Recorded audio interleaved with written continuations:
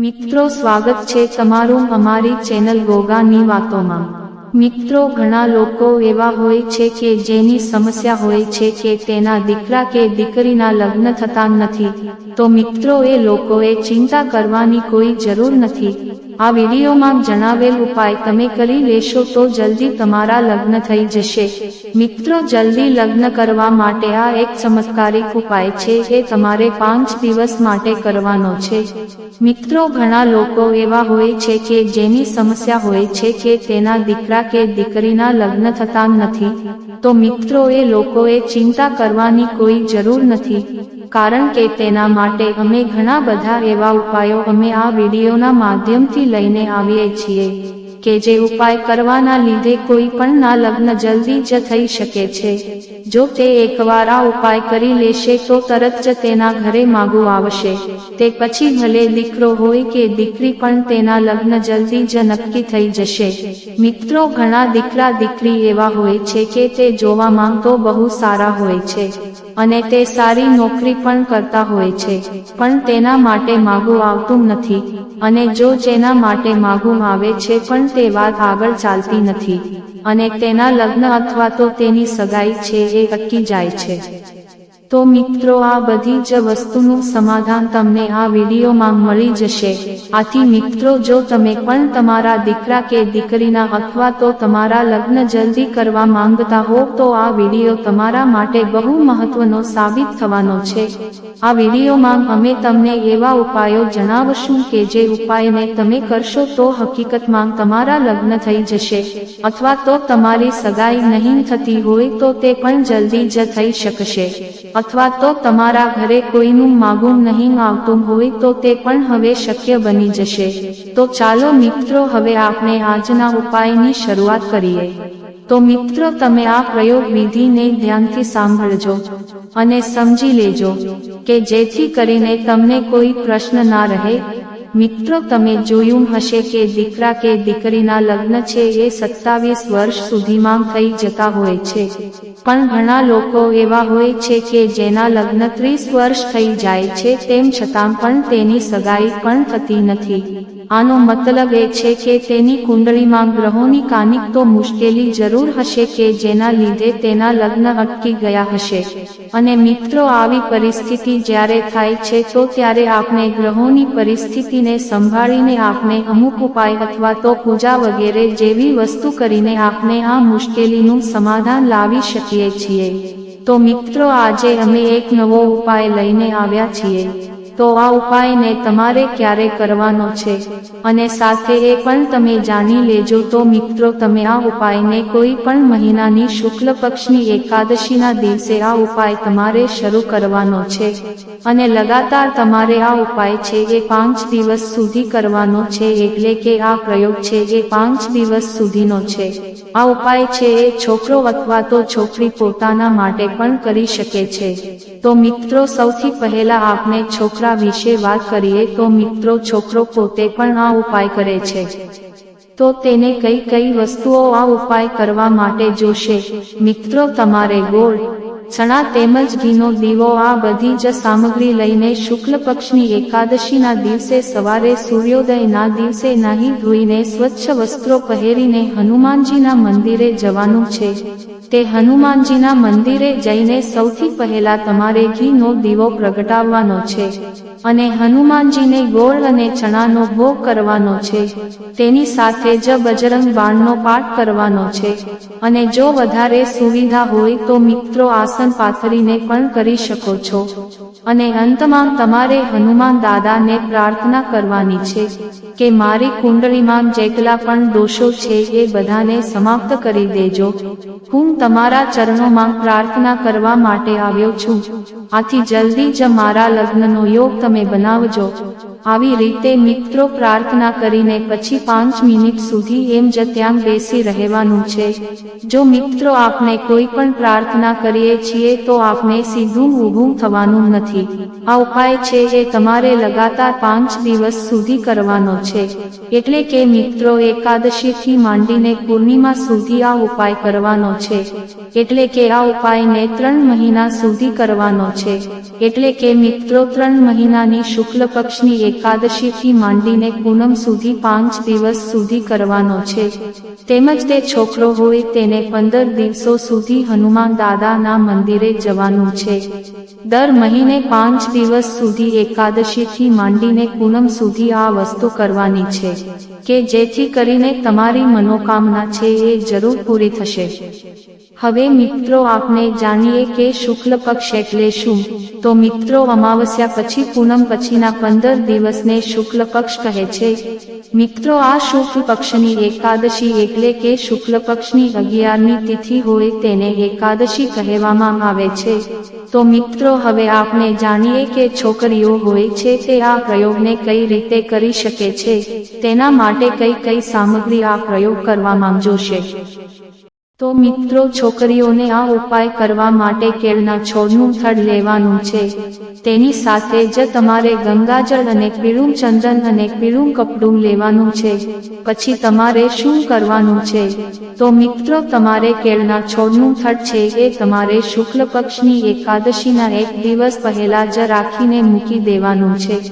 પછી મિત્રો એ દિવસે સવારે વહેલા ગંગાજળથી તેને ધોઈને પીળું ચંદન લગાવવાનું છે. પછી તેને પીળા નાના કપડામાં લપેટી લેવાનું છે. પછી આ વસ્તુને તમારે તમારા ડાબા હાથમાં બાંધી દેવાનું છે. અને આ વસ્તુ છે એ આગળના મહિનાની એકાદશીના દિવસ સુધી આ વસ્તુ બાંધેલી રાખવાની છે. પછી જ્યારે બીજી એકાદશી આવે છે ત્યારે તમારે આ પ્રયોગ છે એ પાછો આ રીતે જ કરવાનો છે. પાછલા મહિનાનો આ ઉપાય જે કરેલો છે એ પોટલીને તમારા હાથમાંથી છોડીને મંદિરમાં મૂકી દેવાની છે. પછી તમારે નવું કેળનું થડિયું છે એ ગંગાજળથી ધોઈને તેની ઉપર પીળું ચંદન લગાવીને પીળા કપડામાં બાંધી દેવાનું છે. અને પછી તેને પાછું તમારા ડાબા હાથમાં બાંધી દેવાનું છે. આથી આ રીતે તમારે આ પ્રયોગ પાછો આવતી એકાદશી સુધી કરવાનો છે. પછી જ્યારે મિત્રો ત્રીજી એકાદશી આવે છે તો તમારે આ રીતે જ પાછો પ્રયોગ કરવાનો છે. જે તમે કેળાના છોડનું થડ લીધું છે એ તમે મહિને બદલીને પોતાના મંદિરમાં મૂકી દેજો. પછી તમારી પાસે 3 કેળના છોડના થડ ભેગા થઈ જશે. તો મિત્રો આ 3 છોડના થડને તમે એવી જગ્યાએ દાટી દેજો કે જ્યાં કોઈના પગ નીચે તે ન આવી શકે. બસ આ આવી જ રીતે મિત્રો થોડાક દિવસો પછી તે થડ છે એ માટીમાં ભળી જશે. તો મિત્રો આ વસ્તુને જ તેનું વિધિવત વિસર્જન કહેવામાં આવે છે. તો મિત્રો આ ઉપાય છે એ શ્રદ્ધા અને વિશ્વાસની સાથે તમારે કરવાનો છે કે જેના લીધે તમારી બધી જ મનોકામના છે એ જરૂર પૂરી થશે. મિત્રો આ ઉપાય છે એ ગુરુ ગ્રહનો ઉપાય છે. આનાથી ગુરુ ગ્રહને બળ મળે છે અને આ ઉપાયથી શનિ રાહુ કેતુની નકારાત્મક શક્તિને સમાપ્ત કરવામાં મદદ મળે છે. જો તમારી કુંડળીમાં આ ગુરુ ગ્રહ જ નડતો હોય તો આ ઉપાય છે એ તમારા માટે બહુ મહત્વનો સાબિત થઈ શકે છે. તો મિત્રો તમે પણ આ ઉપાયને અવશ્ય કરી શકો છો. જો તમારા પણ ઘરોમાં આ પ્રકારની લગ્ન માટેની સમસ્યા ઘર કરી ગઈ હોય તો તમારે આ ઉપાય અવશ્ય કરવો જોઈએ. અને આ ઉપાય છે એ તમારે સાચી શ્રદ્ધા રાખીને કરવાનો છે. જો તમને ભગવાન પ્રત્યે સાચી શ્રદ્ધા અથવા તો વિશ્વાસ ન હોય તો તમને આનું ફળ નહીં મળી શકે. તો મિત્રો તમારે પૂરી શ્રદ્ધાથી આ ઉપાયને જણાવેલા નીતિ નિયમો અનુસાર કરવાનો છે કે જેથી કરીને તમને 100% આનો લાભ મળી શકશે. તેની સાથે જ મિત્રો તમે બીજો ઉપાય પણ આ રીતે કરી શકો છો. અમુક છોકરા છોકરી એવા હોય છે કે જે છોકરો અથવા તો છોકરી જોવા જાય છે અને એકબીજાને ગમી પણ જાય છે, પણ થોડાક દિવસ પછી તેની વાતો આગળ ચાલતી નથી અથવા તો કોઈ પણ કારણોસર તે બંનેની સગાઈ છે એ અટકી જતી હોય છે. તો મિત્રો તે લોકોએ આ એક બીજો ઉપાય છે એક અવશ્ય કરવો જોઈએ. મિત્રો તમારી ઉંમર છે એ ભલે ગમે તેટલી થઈ ગઈ હોય પણ તમે આ ઉપાય કરી શકો છો। તો મિત્રો, આ ઉપાયને આપણે હવે જાણીએ કે આ ઉપાય તમારે ક્યારે કરવાનો છે અને આ ઉપાય કરવા માટે તમારે કઈ કઈ વસ્તુઓ જોશે। તો મિત્રો, છોકરો હોય અથવા તો છોકરી હોય, એને પૂરી શ્રદ્ધા રાખીને આ ઉપાય કરવાનો છે। તો મિત્રો, જ્યારે પણ શનિવાર આવે છે ત્યારે તમારે વહેલી સવારે ઉઠી જઈને હનુમાન દાદાના મંદિરે જવાનું છે। મિત્રો, તેના પહેલા તમારે આંગળાની માળા બનાવી લેવાની છે। તે આંગળાની માળા છે એ 12 ફૂલની હોવી જોઈએ। તેની સાથે જ મિત્રો, તમે આ 12 ફૂલની આંગળાની માળા લઈને જાવ છો, તેની સાથે એક નાની વાટકીમાં તમારે સિંદૂર પણ લઈને જવાનું છે। જ્યારે તમે હનુમાન દાદાના મંદિરે જાઓ છો તો સૌથી પહેલા તમારે હનુમાન દાદાને પ્રાર્થના કરવાની છે। પછી આપણે મનમાં આપની જે પણ મનોકામના છે તેનું સ્મરણ કરવાનું છે। પછી મિત્રો, આ 12 ફૂલોની માળા જે છે તે આપણે હનુમાન દાદાને અર્પણ કરવાની છે। તેની સાથે જ તેને આપણે જે સિંદૂર લીધેલું છે એ હનુમાન દાદાની મૂર્તિને લગાવવાનું છે। તેની સાથે જ મિત્રો, આ વસ્તુ પૂરી કરીને આપણે ત્યાં હનુમાન ચાલીસાનો પાઠ કરવાનો છે। મિત્રો, આ વસ્તુ છે એ તમારે 7 શનિવાર સુધી કરવાની રહેશે। જો તમે 7 શનિવાર સુધી આ વસ્તુ છે એનો ઉપાય તમે કરી લેશો તો તમારી મનોકામના અવશ્ય પૂરી થઈ શકશે। જો તમારા લગ્ન અટકી ગયા હશે તો તમારા લગ્ન જલ્દી જ થઈ શકશે। તેમજ મિત્રો, આ ઉપાય કરવાથી તમારું નસીબ પણ તમારો સાથ આપવા લાગશે। ભલે તમે શરીરે કાળા હો, પણ તેમ છતાં તમને તમારું મનપસંદ જીવનસાથી આ ઉપાય કરવાથી મળી શકશે। આથી મિત્રો, આ ઉપાય જ્યારે પણ તમે કરવા ત્યારે પૂરી શ્રદ્ધાની સાથે જ તમારે આ ઉપાય કરવાનો છે અને હનુમાન ચાલીસાનો પાઠ પણ કરવાનો છે। જ્યારે તમે મંદિરે જાવ છો તો હનુમાન દાદાને સાચી શ્રદ્ધાથી તમારે પ્રાર્થના કરવાની છે કે જેથી કરીને તમારી જે પણ મનોકામના છે એ અવશ્ય પૂરી થઈ જશે। તેની સાથે જ મિત્રો, તમે આ ઉપાય પણ કરી શકો છો। મિત્રો, શાસ્ત્રોમાં કહેવામાં આવ્યું છે કે પવનના પુત્ર હનુમાન દાદાને તુલસી ખૂબ જ પ્રિય છે। આ સિવાય એવું પણ કહેવામાં આવ્યું છે કે શ્રી રામ લખેલા તુલસીના પાંદડા હનુમાનજીને અર્પણ કરવા જોઈએ અને આ ઉપાય મંગળવારે કરવો જોઈએ। આમ કરવાથી હનુમાનજી પ્રસન્ન થાય છે અને લોકોના કષ્ટ દૂર થાય છે। આ સાથે જ મંગળવારના દિવસે તમે હનુમાનજીને લાડુ પણ અર્પણ કરી શકો છો। આમ કરવાથી તમારી દરેક મનોકામનાઓ પણ પૂર્ણ થશે અને ભક્તોને હનુમાનજીનું વરદાન પણ મળશે। તેમજ તમારી જે પણ મનોકામના હોય એ જરૂર પૂરી થઈ શકશે। તેમજ મિત્રો, મંગળવારે નારિયેળનો ઉપાય કરવો પણ શુભ માનવામાં આવે છે।